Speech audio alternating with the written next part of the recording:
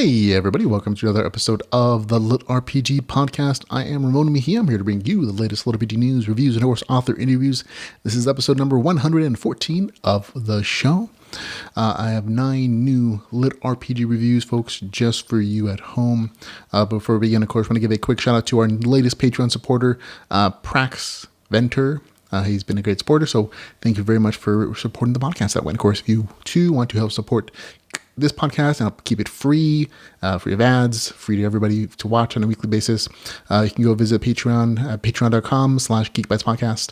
I know it doesn't say LitRPG podcast, but it's the same group of stuff. So there you go. That's our okay. But in new releases and reviews, we have 9 new titles for you here. Even giving you a review on Warrior Academy, Tournament of Heroes, episode number 3. After that, it'll be Options, a LitRPG adventure, SOL, Saga book number 2. So it's the second book in that series. Then after that, it'll be Mightier Still. This is a novella for the Enter the louVRe series, written by Tom Hansen. And after that, it'll be Atlas Reign, the first book in that series. Then it'll be The Renegades. This is actually a new book that just popped up, to be honest, from Vasily Manko. This is set in the Way the Shaman universe, set in that same game world of Barliona, but it's written by him and another female author. This is a whole new character, going a whole different journey. There are a little bit of pulls from the other series, but I'll get into more of that during the actual review, but that'll be coming up. After that, it will be Everwood Falls. Then it's going to be the Newb, and then after that, Bitch Berserker. And then it'll be Initializing, Soma Online book number 1. So there we go. But before we get into those LitRPG reviews, we of course go into LitRPG news.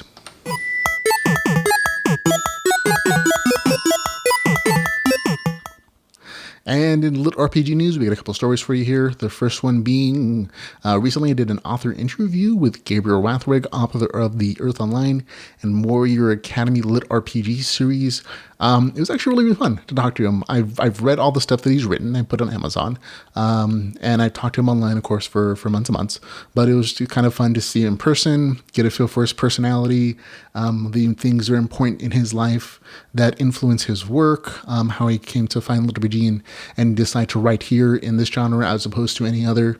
And it was really very super enjoyable to talk to somebody and go watch it. I'll have a link in the show notes for you guys, so go check it out. It's also episode number 113 of the podcast. You can check it out on our YouTube page, Facebook page, plenty of places. Okay, in other LitRPG news, we have Blaze Corvin, nice enough to show off the upcoming cover art for his latest novel in the Delvers LLC series called Golden Handcuffs. But be aware, he also mentioned in the same post that revealed the cover art that Delvers LLC won't be coming out till end of the year, early next year at the latest, according to him. He still has to write the 4-book series for the Nora Hazard, and some other projects he has to as well first. So unfortunately, we won't be seeing the story that goes with this particular cover art for quite a bit of time, unfortunately. But yeah, he's writing other stuff. So the Nora series is really entertaining. So that's good too. He also says that the Nora series will tie directly into Delvers LLC by the end of it. So there you go. Okay. A bit of sad news. The author of the Dragon's Wrath series, the Dragon Wrath series is beloved by many LitRPG readers. And I know that there wasn't a month goes by when someone doesn't ask somewhere on Facebook when the next one is going to be coming out. And everybody always has to go like, oh, I'm so sad to tell you this. But it actually appears as if Brent Roth, who is the author of that series, his author page, and all the novels he wrote have disappeared from Amazon. Like they're not there. Like if you go search for Brent Roth or if you go to the Dragon Wrath series, they've disappeared. And I'm not really sure what this means. It's kind of unclear at this moment what that actually means, whether it's due to like Amazon's recent suspension thing that we talked about last week going around and maybe nobody's there to dispute it, or there are rumors that the author's health has been failing for the last a couple of years, and which is why he has written that next book in that series. And it's been on the decline, and other rumors say that he passed. And nobody can really verify it one way or the other, as far as I can tell. But we do know for sure that his works have disappeared from Amazon. So if you missed out on that series, I'm very sorry for you. Maybe someone will share a copy of it with you. But they were highly entertaining novels, and I think for a lot of us, they were the first ones we read during the drought of LitRPG stuff years and years ago. So it is sad to kind of see those things disappear. And I hope the author's great. I hope he's doing well. And it's just kind of a mystery that his stuff has disappeared. So there you go. LitRPG mystery. Okay. And speaking of that account suspension stuff, this is just kind of an update from last week. A lot of the authors who were suspended because they got that letter that basically said that they're suspicious page read activity and that they were being held responsible for it, even though third-party programs or companies have done it, or even if it's just suspicious in any way, shape, or form, Amazon considered an infraction and they have their accounts suspended. A lot of those accounts have been reinstated. Their authors' books have been put back up on Amazon.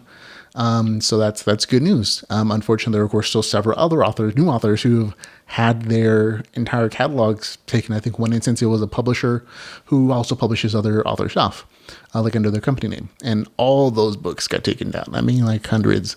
So this is still an ongoing thing for a lot of different authors. And many of those authors who had their accounts restored have decided to take their entire catalog of works out of Kindle Unlimited just because they don't want to have to deal with essentially Amazon eliminating all their Kindle Unlimited reads, so they're not really getting paid for their work for that, or just like suspending their accounts and them not being able to publish on the platform at all.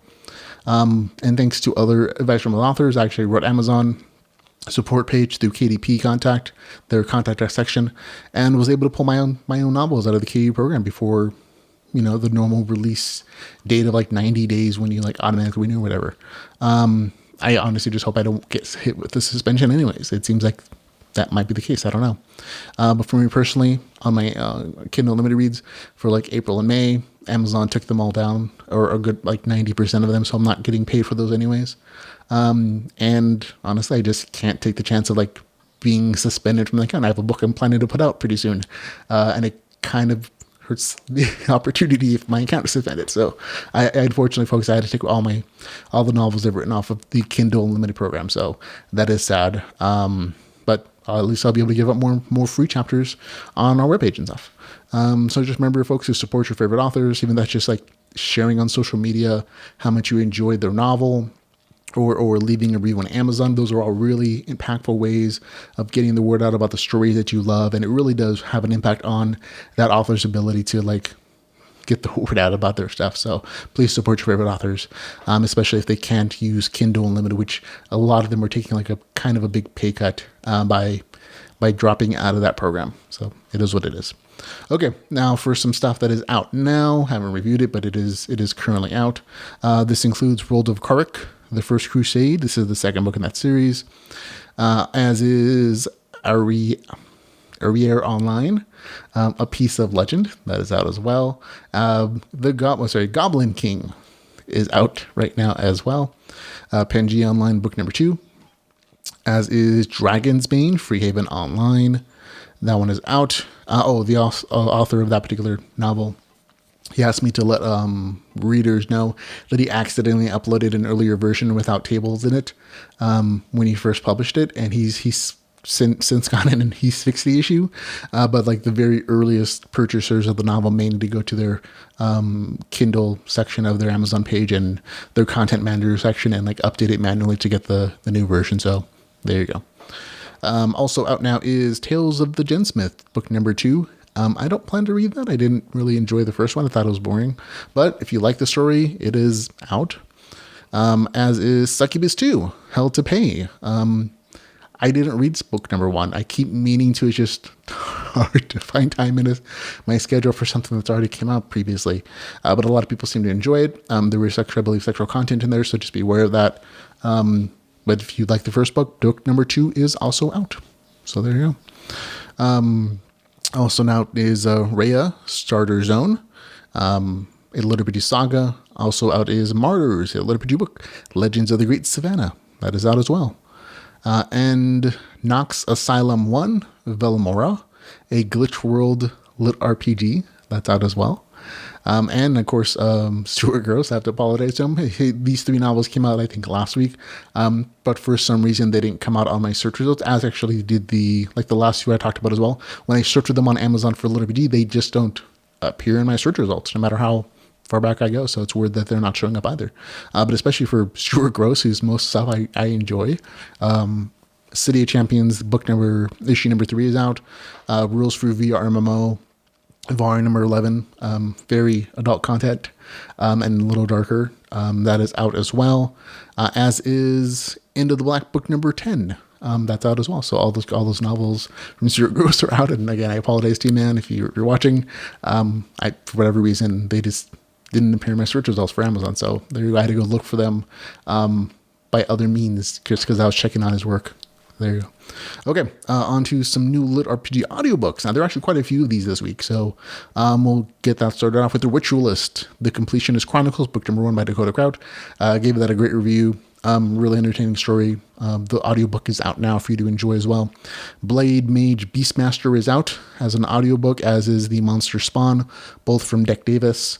At louVRe Gate number 5. The Lich Priest is out as an audiobook now, as is Mitigating Risk, Nora Hazard series by Blaze Corvin. We talked about Blaze a little bit earlier. This is the series we're talking about, Nora Hazard. Highly entertaining story, female main character. She is from, just go listen to it. It's entertaining. As is The Way the Clan book number 5. That is out as an audiobook as well. The cover art for that looks very different from the ebook version, but it's out as an audiobook. So all kinds of stuff for you guys to enjoy. In upcoming LitRPG, though, I'm just going to read off a bunch of stuff that's coming out in the near future. Feel free to skip ahead if you want, but there are a few new titles. Gestation. Project Chrysalis, book number 1 is out on May the 22nd, 2018. On May the 24th, it'll be God Mode, Alter Game, book number 3. May 27th, Kingdom Level 5 is going to be out.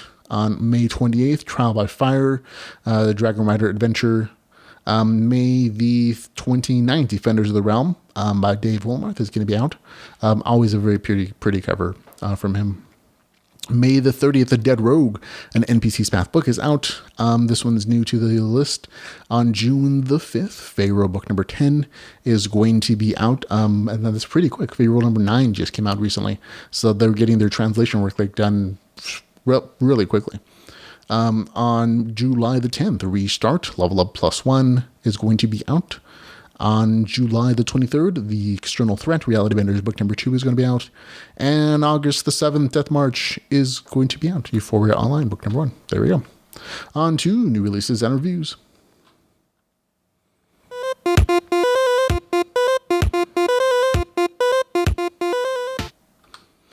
And in new releases and reviews, are going to begin with Warrior Academy, book number 3, written by Gabriel Rathwig. So this is the guy that I actually talked to recently on that author interview. Had a nice time with it. This is the story we're kind of promoting during that particular author interview. It is 398 pages, $2.99, so really good price. It's available on Kindle Unlimited. Here is the author's description. The other schools are coming. The tournament is about to start. After the world is destroyed, humanity's survivors start anew. Now, in a world forever changed, a place where magic is real and monsters become to life, a place where magic and science blend with pop culture. Welcome to Warrior Academy. Welcome back to Warrior Academy. Rejoin Hero and his friends as they continue their journey, meet new friends and enemies, more food, fighting, and music. So there we go. This is, I should make aware, the author does a really interesting thing with all of his work in that he includes a customized Spotify playlist for each chapter of the novel. I should say there's a song for each chapter of the novel, and it's kind of like theme music. So if you're into music more than I am, it's kind of an interesting way of reading the book and kind of get another layer of flavor. This time around, when I listened to music, my 2 favorite songs were Oxford Comma and Play That Song. So there we go. Fun music all around. Now, this episode of the series feels a bit like the Triwizard Tournament episode, because again, Magical Academy stuff. You're always another comparison to Harry Potter. And in this novel, you're actually getting an introduction to the actual schools. They've been mentioned before in previous episodes, but you actually get to see like the SNES school and a bunch of other schools. There's all the pop culture, fun, light romance, and action you come to enjoy from the series. For me, the big highlight of this one was the progressively challenging fight scene at the very end of the novel. It felt very much like this Dragon Ball Z-ish, like gradually increasing difficult fight stuff, and it was really enjoyable for me at least. I also should note that at the end of the novel, the last 10% of it is actually a short sample to another project the author is working on called I Am Gamer, which on its own is well worth a read. I definitely encourage you to go check that out. It's like in the first chapter in something the author's working on, but I think it has like a lot of interesting potential, to me at least. So for me, I had a good time reading this story. I get to score 7.4 out of 10, which, there you go. 7.4 out of 10. That's entertaining. Okay. On to our next review, Options, a LitRPG Adventure, SOL Saga Book Number 2, written by Kayla Lavon. Here we go. It is 245 pages, $2.99. It is available on Kindle Unlimited. Here's the author's description. Player killers, bounty hunters, no way out. After defeating a demon, Tara realizes she needs to change to a new class if she's ever going to survive this game. As it turns out, finding a master that will teach her how to be a monk is not easy. Word is spread quickly about the legendary player killer's return, and every hunter in the city is after her head. There we go. For me, good novel, good story. It's definitely an improvement over book one. I think I gave that one a 6 out of 10. This one's getting a 7.3. It was enjoyable. And for me, it was much more reasonable. Everything felt very natural in the story. It felt a little more slice of life. It highlights the semi-overpoweredness of the avatar the main character is using, and it kind of combines it with her super noobness to like a relatively funny effect. The main character is on the hunt for an unarmed monk trainer, and she goes about it in all the wrong ways. Her avatar's previous user, her deceased brother, who is a notorious PKer, has a bunch of bounties, and everybody knows about him. He's was super famous, and those bounties are still valid. And so that's part of the entertainment here. There's not as much real life storyline in this one as there was in the first book. But the action is pretty consistent, and overall too is just an entertaining read. There's some good world building, both from the world and also for the game world, and it was just enjoyable. It wasn't super complicated. There were a few cute emotional moments, but overall it was just following the main character as she goes on this little adventure of trying to find a trainer and trying to learn these skills, but also dealing with the consequences of using her deceased brother's super famous avatar. And so I had a good time with it. 7.3 out of 10. That's my score for this one of Options, a LitRPG Adventure, SOL Saga Book Number 2. Okay, on to Mightier Still by Tom Hansen. This is a side quest novel. It's in the same universe as the louVRe series. It's louVRe series. I'm never going to say that right. It's 115 pages. It's like I said, a novella, $2.99. So it's a little bit on the expensive side for that, but it is on Kindle Unlimited. Here's the author's description. Brock Paddington is a hardcore video gamer. He has structured his entire life around gaming. He surrounds himself with AIs, robots, and has a customized sleep schedule to maximize his in-game time.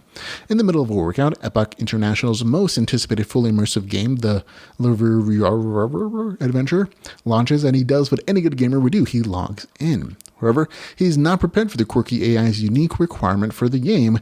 He is not prepared at all. Hijinks and shenanigans abound with this unique look at Eloria, which is the game world, with a character that you might just know from other stories. So there you go.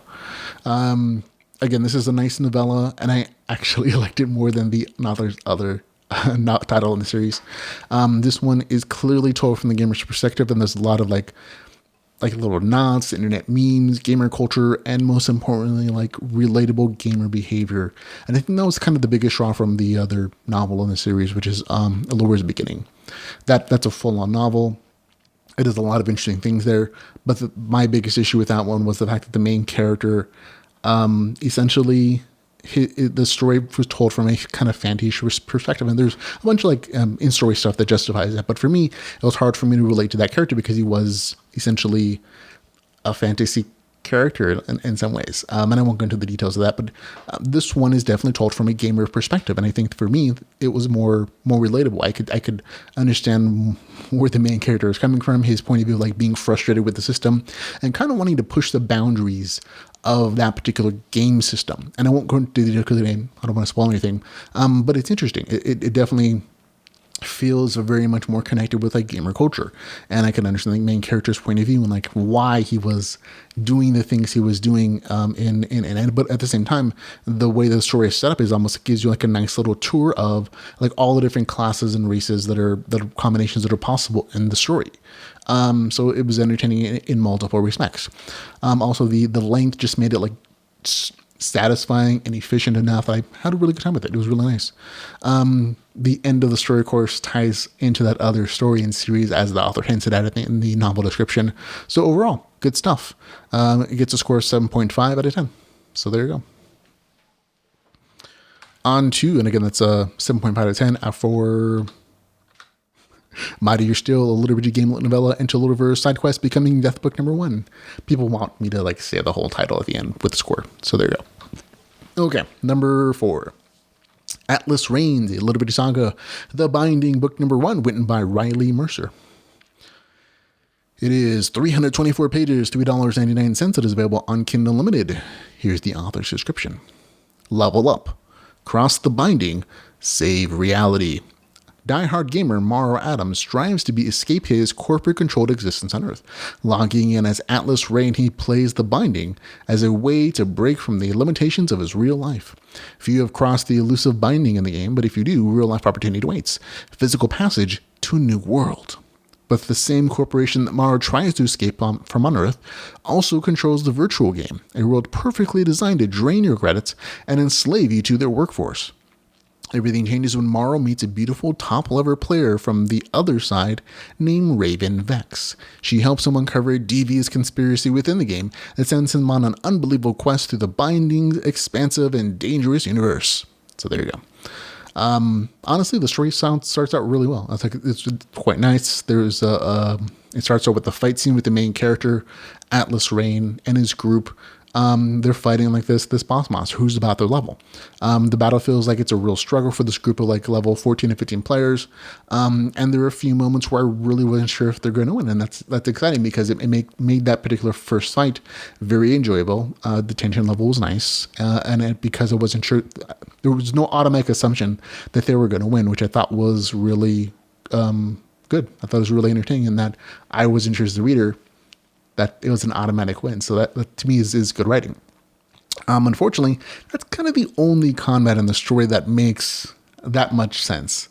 And that's unfortunate because the rest of the majority of the combat scenes are very wand-wavy and they're used to kind of just move the story along on the plot side. After that, the main character kind of manages to wipe the floor with an opponent after opponent that are like 20 to 30 levels higher than him on a very consistent basis. And sometimes it's one big fight, and sometimes it's like a group of enemies who are 20 to 30 levels higher than him. And it gets for me, it's very frustrating because again, that first fight set up some really good expectations, like, oh, this is going to be balanced, this is going to make sense, and it's going to feel like it's going to feel good and like it makes sense, right, on a gamer level. And the first time the main character beats a character who's literally 30, I think 5 levels higher than him, it's like, oh, that doesn't make sense. But I'm like, okay, maybe he got lucky. Maybe the planning was really great. Okay, I can kind of accept the one. But then when it happens again and again and again and again, and like he's literally in a whole zone that's meant for like high end, like max level characters, and he's at the beginning level side, and he's not only surviving, but he's like picking them off left and right. I'm like, oh, that absolutely doesn't make sense. And from there on in, after like that, just like it kind of lost me, because at that point, even though like the game mechanics and the story are detailed, like there's like tons of good information, damage notifications, item descriptions, the whole shebang. Ultimately, it's like, oh, they don't really matter to the story on a fundamental, like logical level. And that's unfortunate. At least, I mean, for me at least, because I was having a good time with the story up until that point where it's like, oh, this doesn't, like, this is just wand wavy stuff at this point. So there you go. Like I said, at that point, I kind of stopped enjoying the story. There are other issues in the novel, like a unforeshadowed stuff for AI, shadowy government conspiracies, a forced love interest. But again, I kind of stopped connecting with the story at about the 20% mark. But even though I finished the entire novel, Like I said, the author did, like I said, reading the story, I can tell like the author took a lot of time to describe the fights well. There are good tactics involved in those fights, so the fights are entertaining if you ignore like the level number discrepancies. And again, the game mechanics presented some interesting details in that sci-fi theme. But again, ultimately, it feels like they're kind of ignored to shove the plot forward, and that's just an unfortunate thing for me, at least. Again, not a bad read. I mean, not badly written, I should say. The fights are nice, detailed. There's some good world building here. There really is. But again, I just couldn't get past the wand wavy lack of logic explaining why the main character can beat opponents so much more powerful himself by himself, more powerful than him, often without any assistance. And for me, that just kind of broke the logic barrier of the story. So for me, at least, again, not bad, not boring, doesn't get a 5. Instead, it's going to get a 6 out of 10. Just didn't work for me. Maybe you can ignore that stuff and you'll have a much better time with it. But for me, you get a 6 out of 10 for Atlas Reign, a LitRPG Saga, The Binding Book, number 1. There you go. Okay, on to Renegades, the Bard from Barliona, book number 1, written by Dmitriev and Vasily Mahenko. There you go. It is 300 pages, $3.99. It is available on Kindle Unlimited. Here is the author's description. Barliona is back. Old worlds, new heroes. What would happen if a professional rock musician joined a virtual MMO in search for inspiration among its game world?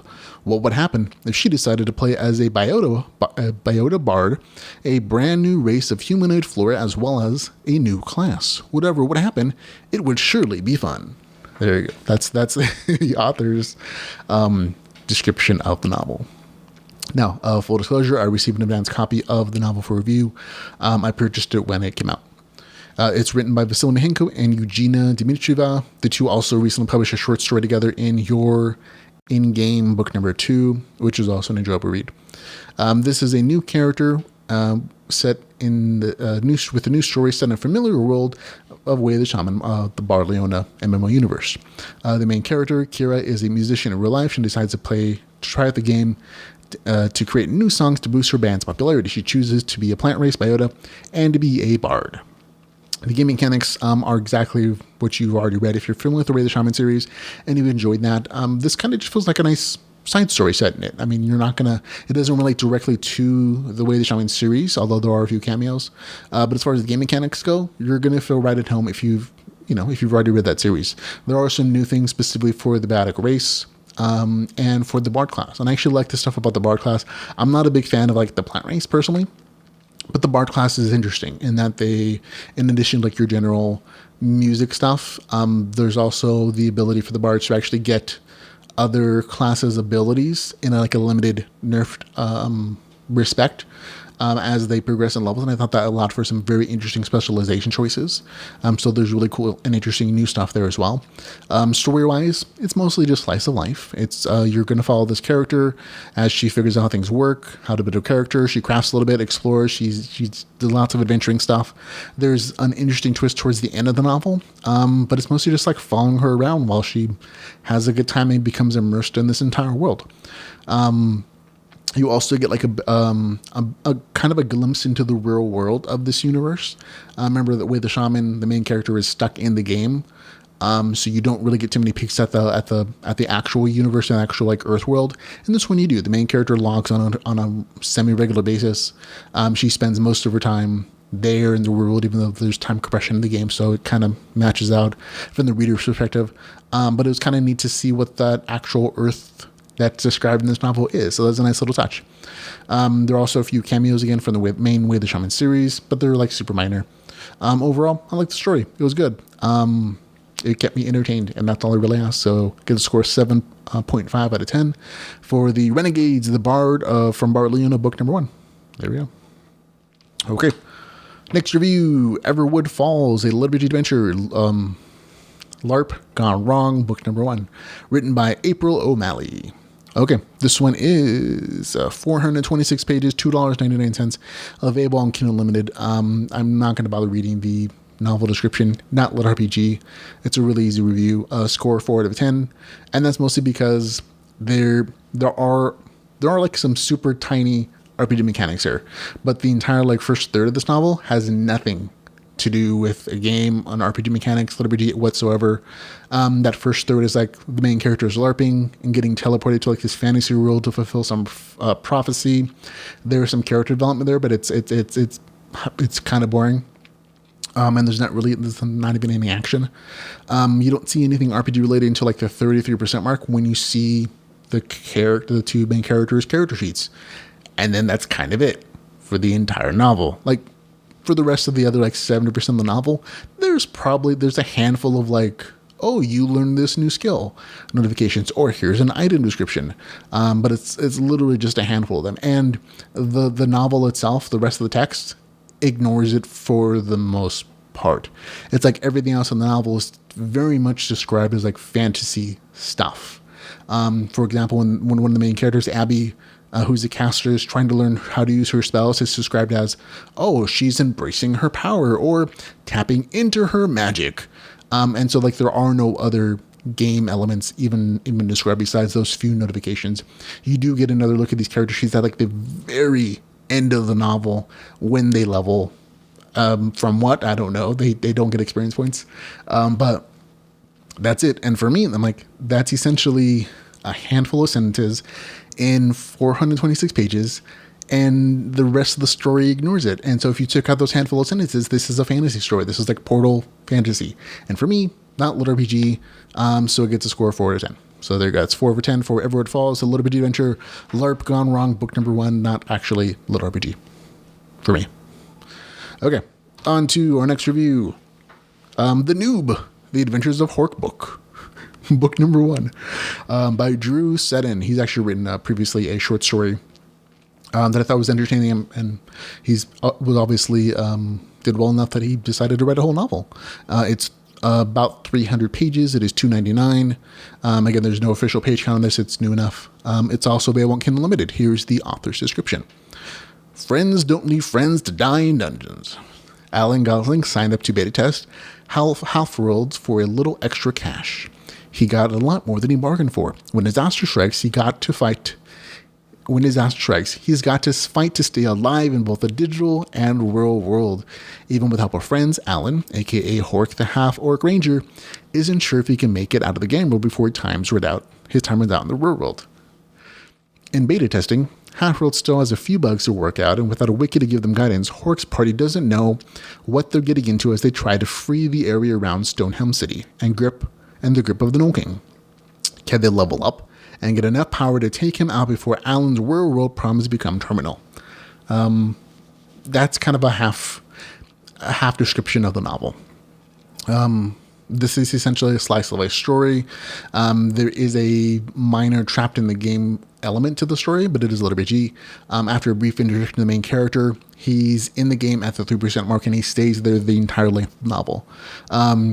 Again, there's it's almost barely worth mentioning. It just kind of justifies how much time he spends in the game, but he is trapped in the game from like that point on. And the story mostly follows the main character as he again learns about the game, learns about his class, goes on a bunch of adventures and dungeon dives, and that's what the story is. It's nothing complicated about it. The game mechanics are really going to be familiar to anyone who's played it MMO in the last couple of years, but there's nothing really innovative here. Overall, it's better. It's a pretty decent slice of life story. You can pick it up and put it on your own pace. You don't feel like you have to like rush through the story because there's no real plot. It's just some RPG adventure.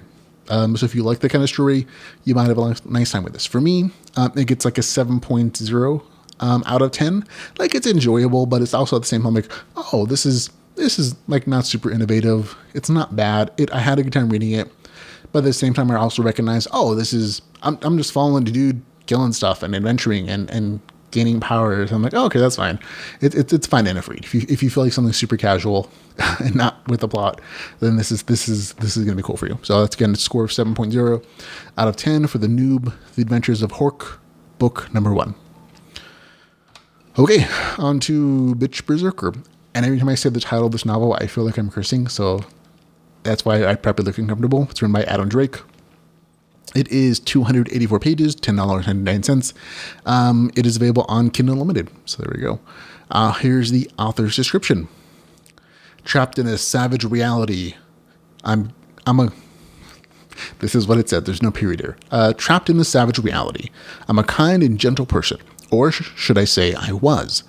As an interstellar surveyor, my job is to find and explore new star systems at the very fringes of humankind's reach. There are no conflicts or even stress. It's simply a career which allows me to quietly drift through the cosmos, enjoying its endless beauty. Then, I found myself trapped on a world like no other, dark, brutal, and bloody. I had to adapt quickly to this new reality, or me and my crew would never have a chance to escape. My life quickly morphed into one of peace to one of pure savagery, and as I carved a blood-soaked path across the realm of carnage, there was only one horrifying fact about myself I needed to confront. Learning to kill was easy, but learning not to love it so much, that's hard. And enough from the author. This is a hyper-violent LitRPG dark fantasy, not for the squeamish. For me, again, this is another slice of life, a LitRPG adventure. It's super violent, though. The premise is that the main character, who's a woman, is from a spacefaring ship. She gets trapped on this world, and she's forced to kill to survive, and accidentally creates a character on this game world that's a berserker dedicated to the god of blood. There are RPG mechanics. She gets blood points for her kills that she can spend on ability trees. She levels, increases her stats, all that stuff. There's even like a tiny bit of crafting in there, but it's mostly just a fight story. It's just fight, kill, upgrade, and go back to fighting. That's all there really is to it. It's again not particularly boring. The action is graphic and detailed, and honestly, it wasn't really for me. There's a lot of language issues here for me, hyper gore, and the violence didn't really seem to have a point. Like I'm really okay with violence when there's some purpose behind it, but a lot of the story was really just like, I think in one scene, like one early scene, it's like, oh, she finds cannibals eating a woman, and it's super descriptive, like, oh, they're tearing off her flesh and gobbling it down their gullets, and the blood is dripping from their, and kind of stuff like that. I'm like, oh, that's just the theme of the story, and you're either cool with it or you're not. And for me, it just didn't work. Like, it definitely detracted from like the entertainment value for me. But again, I'm also not into those kind of movies either. So maybe if you are, maybe you'll like this more than I would. But for me, it just didn't work. Gets a score of 6 out of 10. That's, you can see the title for this title. There you go. Number 9. Last one. Initialization Somnia Online, book number 1. Written by K.T. Hanna. It is 562 pages, $4.99, available on Kindle Unlimited. Here's the author's description. Discover the class you were born to play. Ren, a seasoned healer, is dismayed when Somnia Online automatically assigns her character Murmur to the Enchanter class. Determined to overcome the unexpected setback, she assembles her guild, intent on the coveted number 1 spot. 12 keys stand between her and victory, but finding them is only part of the puzzle. Armed with telepathic abilities, Murmur rises to the challenge. However, old rivals have followed her to Somnia Online, desperate for revenge. Intricate quest lines become more dangerous as NPCs absorb powerful artifacts, and Murmur begins to wonder just what sort of AI controls the world. Murmur questions her sanity as the real and virtual worlds mesh together. Everyone is keeping secrets from her, even the AI, and Murmur's determined to uncover them all. So there you go. This is, again, another kind of slice of life story. That seems to be the theme for a lot of these stories recently. It mostly focuses on the main character, Ren, and her first week playing the latest and greatest full immersion game that her parents helped develop. This one has a little more flavor to it, though. Like, it just isn't the main character doing adventures. I mean, that's a lot of it. But there's also some other themes here, which I'll get to in a second. But like I said, most of the story focuses on her. She's playing this full immersion game her parents helped develop. She has her character class picked out for her, an enchanter, and she's not really happy about it, but she goes along with it anyways. And she kind of goes on adventures, quests, forms a guild, does a bit of crafting, and otherwise just kind of has fun and adventures. And the adventures she goes on are very entertaining. The fights to me are very tactical and very well described. But there also is like this second narrative. Like, it switches between the main character's perspective as she's playing the game, and then it switches to this other narrative where it describes the development of the VR gear that the main character is using.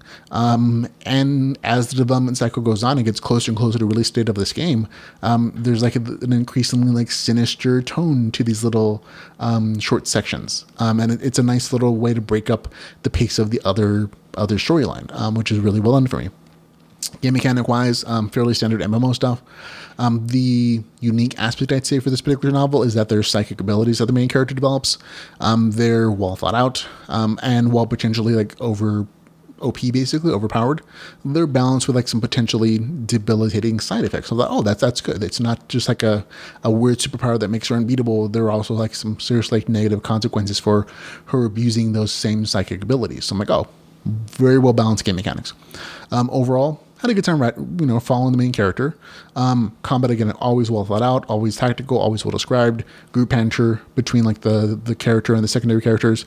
Fun, interesting. They're friends or they're enemies, and there's different levels of interaction, and there's backstory that's developed. So there's a lot of good character development there. So highly entertaining stuff. My only minor complaint is kind of the twist at the end. It doesn't, to me, wasn't foreshadowed as much as I probably would like, but that's fine. Super minor complaint, not a big deal. It doesn't ruin the story in any way, shape, or form. But there you go. For me, gets a score of 7.4 out of 10. Had a good time with it. Go check it out. It's initializing Somnia online book number 1 with the score 7.4 out of 10. There we go, folks. That's it. We're done. Thank you so much for hanging out with me today, for listening to the show. I will be hosting a thing later. I'll actually be talking to Harmon Cooper later on this week for another author interview. I'll be helping out Dakota Cart, also doing a charity event kind of stream thing. So if you go check that out on our Facebook page, you can also see that as well, and also go support that particular charity where all the funds are going to the a charity whose name I honestly can't remember at this second. I think it's St. Jude's Children's Hospital. Yeah, that's it. So there you go. So all kinds of great stuff. But I'll talk more about how all that actually turns out next week, probably on the show. But for now, thanks for hanging out. Thanks for listening. Remember, if you want to support the podcast in any way, shape, or form, there's lots of ways to do so, which one of the simpler ones is just sharing the show, sharing a link to the podcast. Go like us on Facebook, go like us on Twitter or YouTube. You'll get all like our reviews and written forms on a weekly basis, and also, of course, you'll be among the first to see that the podcast is out. So all kinds of good stuff there. We'll have a link for all the show notes for all the places you can support us, and of course, if you want to find out any other way to support the podcast, you can find out at litrpgpodcast.com/support. So thanks a lot, everybody. Thanks for hanging out with me, and until we can hang out again, folks, remember to go read some Lit RPG. Goodbye, everybody.